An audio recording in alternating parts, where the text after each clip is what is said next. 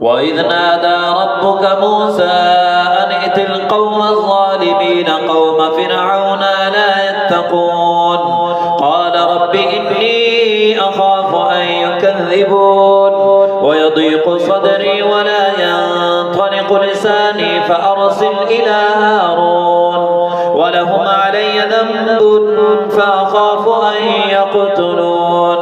قال كلا فاذهبا بآياتنا إنا معكم مستمعون فأتيا فرعون فقولا إنا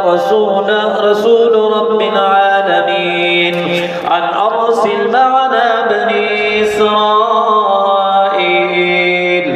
قال ألم نربك فينا وليدا ولبثت فينا من عمرك سنين وفعلت فعلتك التي فعلت